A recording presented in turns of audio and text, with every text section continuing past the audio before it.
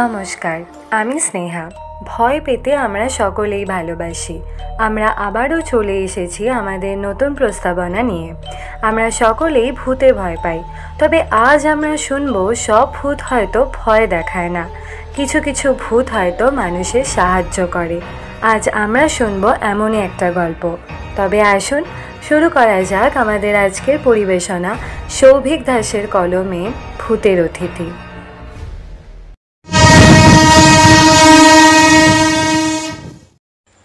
সালটা 2021। পোড়াবাজার স্টেশনে যখন অখিলেশকে ট্রেনটা নামালো তখন প্রায় রাত 2টো বাজে। এত রাতে এই অজ পাড়াগ্রামের দিকে গাড়ি পাওয়া তো দূর, মানুষের টিকিও দেখা যায় না। অগত্যা নিজের জিনিসপত্র নিয়ে প্ল্যাটফর্ম বরাবর হাঁটা লাগালো অখিলেশ রায় কলকাতা বিশ্ববিদ্যালয় থেকে পাশ করে কলকাতারই এক বেসরকারি অফিসে চাকরি করে। আজও এখানে আসা তার অফিসেরই একটা কাজই। বাড়িতে রয়েছে এক বিধবা মা আর তার 4 বছরের ছোট বোন, স্কুলে পড়ে এখনো। চারপাশটা একটু ভালো করে দেখছিল অখিলেশ, যদি কারোর দেখা পাওয়া যায়, কিন্তু সে আশা বৃথা। কারোর টিকিটারও কোনো সন্ধান পাওয়া গেল না। রাতে আর ট্রেন নেই বলে স্টেশন মাস্টারও বাড়ির পথে রওনা হয়ে গেছে অনেকটা আগে। অগত্যা আজকের রাতটা এই স্টেশনেই কাটাবার সিদ্ধান্ত নেয় অখিলেশ। কিছু উপায়ও নেই, চারদিকটা বেশ অন্ধকার, একটু গা ছমছম করতে লাগলো তার।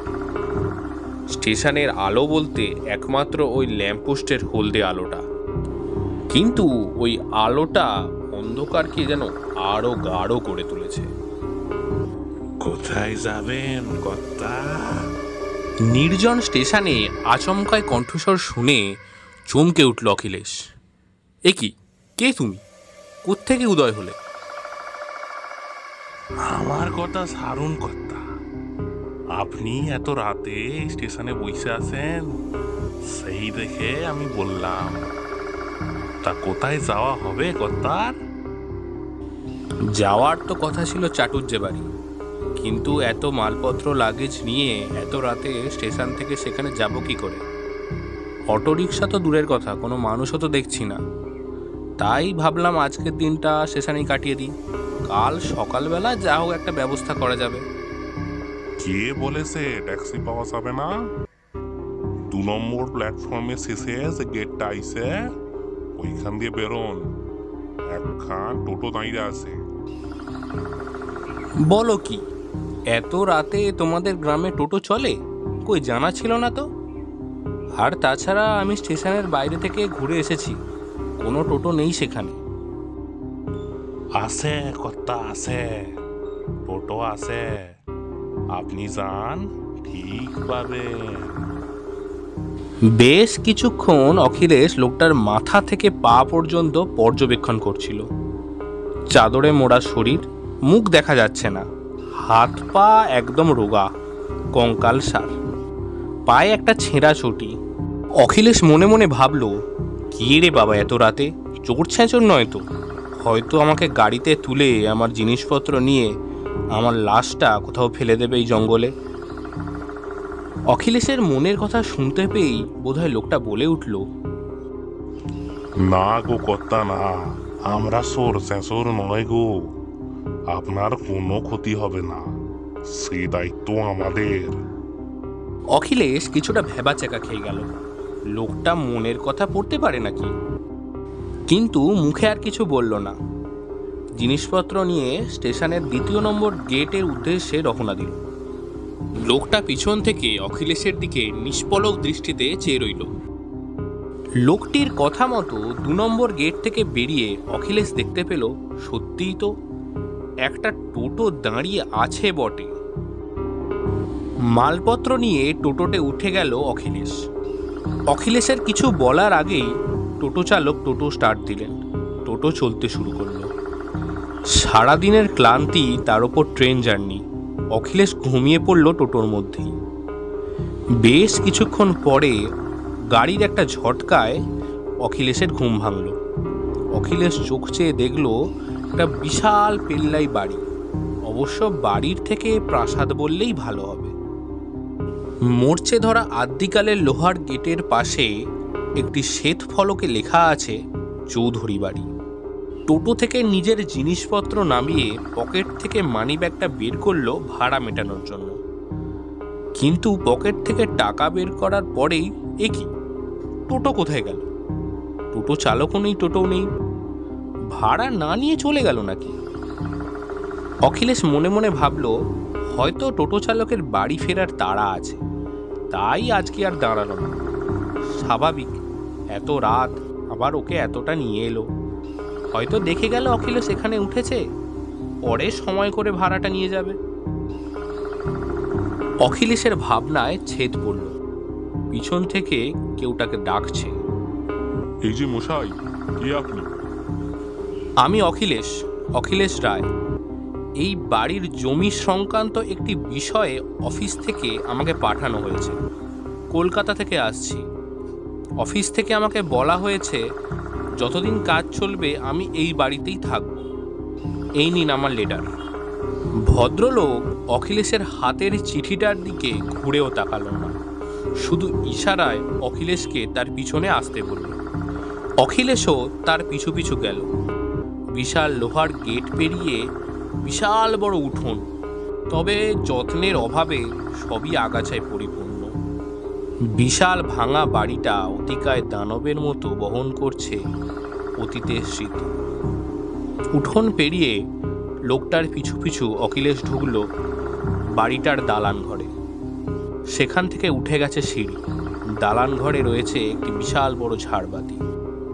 লোকটি অখিলেশকে বলল, এই সিঁড়ি দিয়ে উপরে উঠে গিয়ে দোতলার 2 নম্বর ঘরটা আপনার জন্য বরাদ্দ।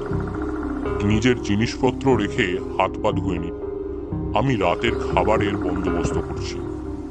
অখিলেশ লোকটার কথা মতো নিজের ঘরে গিয়ে নিজের জিনিসপত্র রেখে হাত পা ধুয়ে একটু বিছানায় শুলো। আবারও ক্লান্তির চোটে তার ঘুম এলো। ঘুম ভাঙলো লোকটার ডাকাডাকিতে। অখিলেশ বাবু, তাড়াতাড়ি আসুন, খাবার তৈরি আছে। লোকটার কথায় অখিলেশের ঘুম ভাঙল। অখিলেশ একটু মুখে জল দিয়ে নিচে এলো খাবার খেতে। নিচে এসে ডাইনিং টেবিলে দেখলো এলাহি আয়োজন। মুরগির মাংস, সরু চালের ভাত, ডাল, তরকারি, পেঁয়াজ, কাঁচা লঙ্কা, আরো কত কি। অখিলেশ বলল, বাহ, এত তাড়াতাড়ি এত এলাহি আয়োজন করে ফেললেন, এসবের আর কি দরকার ছিল? আরে দরকার ছিল মানে, আপনি হলেন এই গ্রামের অতিথি। অতিথি সেবা না করলে গ্রামের তো বদনাম হবে। অখিলেশ বলল, হ্যাঁ তা ঠিক, আপনাদের গ্রামের লোকেরা ভারী ভালো। জানেন, ট্রেন থেকে নেমে আমি তো ভেবেছিলাম আজকে কোনো অটো টোটো কিছুই পাবো না, স্টেশনেই রাত কাটাতে হবে। এক ভদ্রলোক আমাকে বলল যে বাইরে এক টোটো চালক আছে। আমি তো তার গাড়িতে এলাম। তিনিও ভারী মজাদার, আমার থেকে ভাড়া না নিয়ে চলে গেলেন। অখিলেশের কথার কোনো উত্তর দিল না লোকটা, মুচকি হাসল। অখিলেশ আবারও বলতে শুরু করল, আচ্ছা, এত বড় বাড়িতে আপনি একা থাকেন, আপনার ভয় করে না? কেন, ভয় কিসে? ও চোর ডাকাত? না না, আমাদের গ্রামে কোনো চোর ডাকাত নেই। না, শুধু চোর ডাকাত নয়, এত বড় বাড়িতে একা থাকেন, ভূতের ভয় করে না? কেন, ভূতেদের ভয় পাওয়ার কি আছে? আপনি কি ভূতে ভয় পান? হ্যাঁ, তা অবশ্য একটু পাই।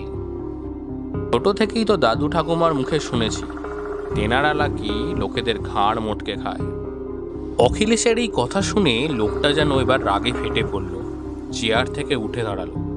কিন্তু এ কি, লোকটার উচ্চতা ক্রমশ বেড়েই চলেছে। লোকটার মাথা প্রায় ঠেকে গেছে ঝুলন্ত ঝাড়বাতিতে। অখিলেশের খাওয়া বন্ধ। অখিলেশ বিস্ফারিত চোখে তাকিয়ে রয়েছে শুধু। লোকটার আগে গর্জন করে উঠল, কে আপনাকে বলেছে ভূতেরা ঘাড় মটকে খায়? এই বা আপনার ঘাড় মটকানোর চেষ্টা করেছে? 6 মাস আগে ট্রেনে কাটা পড়া বিশু, সে কি আপনাকে মারার চেষ্টা করেছে, নাকি আপনাকে একা প্ল্যাটফর্মে বসে থাকতে দেখে আপনার দিকে সাহায্যের জন্য এগিয়ে এসছে, নাকি রামহরি সে আপনাকে মারার চেষ্টা করেছে, যে কিনা বিনা ভাড়ায় এত রাতে আপনাকে পৌঁছে দিয়েছে আমার বাড়িতে, নাকি আমি একবারও আপনাকে মারার চেষ্টা করেছি, এত রাতে অতিথি আপ্যায়ন করেছি আপনার জন্য? আর সহ্য করতে পারে না অখিলেশ, সে জ্ঞান হারায়। শেষ হলো আমাদের আজকের পরিবেশনা। গল্প পাঠে সৌভিক দাস। আজ এই পর্যন্তই। আবারও দেখা হবে নতুন কোনো গল্প নিয়ে। ভালো থাকবেন, ভয়ে থাকবেন। শুভরাত্রি।